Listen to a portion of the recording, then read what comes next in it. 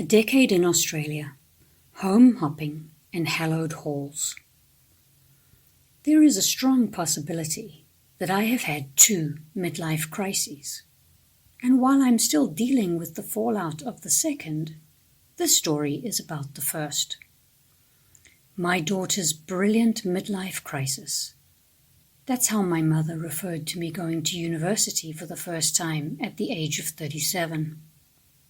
I didn't see it as such. I had simply gotten bored with the humdrum of life and wanted to expand my mind. As a side note, for those who think that age defines what you can or can't do, think again. I applied to the University of Western Australia as a mature-aged student and was accepted into the hallowed halls of higher learning. I started out with 1 unit, just one, to see if my brain would still be able to process information at an academic level after being out of a classroom for 20 years. I took Ling 1101, Linguistics, Language and Communication. I stared in awe at the professor as she delved into the differences between semantics and pragmatics. Having gone from high school straight into the workforce, I loved every moment of being on campus. The students relaxing on the grass between classes, the cafes providing much-needed caffeine, the libraries filled with the sounds of computer keyboards clicking. I enjoyed my class immensely, and it showed. At the end of the semester, I nervously entered the student portal to see that I had earned a distinction for the unit. 20 years after I finished high school, I could still do it. I could study and get good grades. My confidence grew, and I took 2 units the next semester and 3 the following one. According to university policy, I was now considered a full-time student, and I felt it. I dropped a day at work to accommodate my study schedule, and despite working only 4 days a week, according to the labour laws of Australia, I was still working full-time. For 1 full year, I kept up this schedule, officially studying and working full-time. I was exhilarated. My mind expanded as I lost myself in academic journals and university assignments. I was also totally exhausted by the time the end of each semester came around, collapsing in a neat little puddle after the final exams.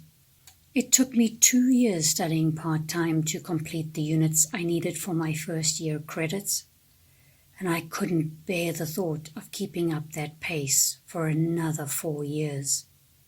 The solution was to leave my full-time job, get 2 part-time jobs, and register a full-time course load, which is exactly what I did. Consequently, my income took a massive hit, and I could no longer afford to live alone. So I moved out of my 3-bedroom rental with my kitty Jamie in tow and rented a room in someone else's house.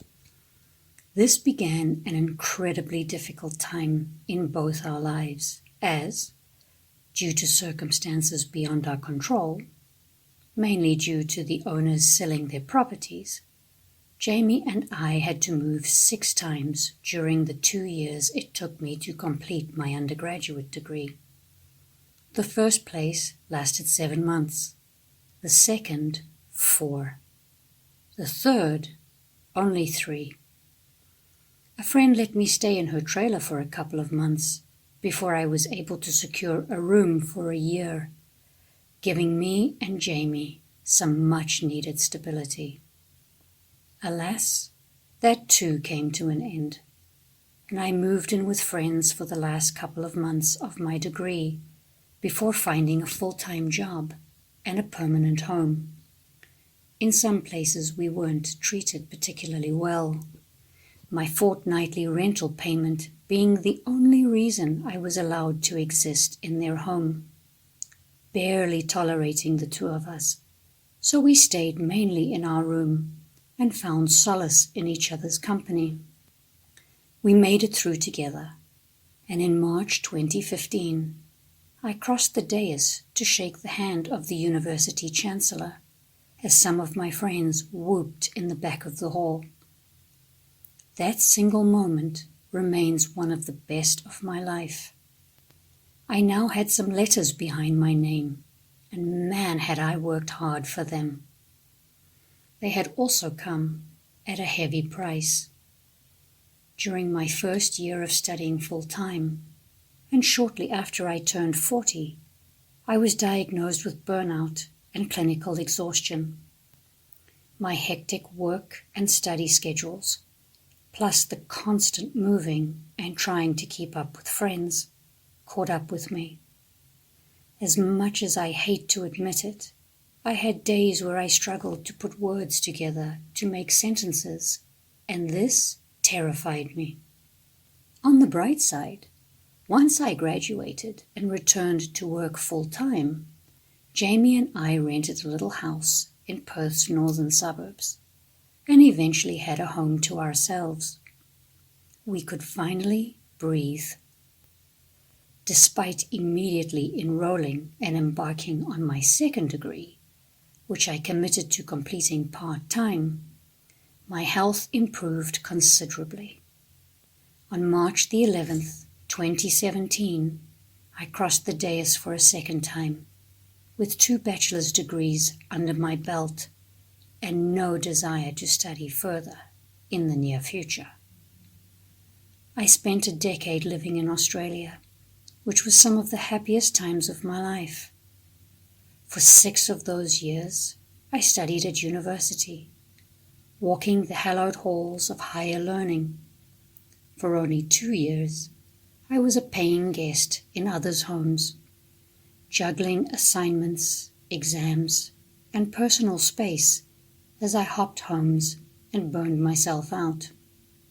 The land down under was good to me, despite a few bumps in the road, and I am a better person for the lessons it taught me.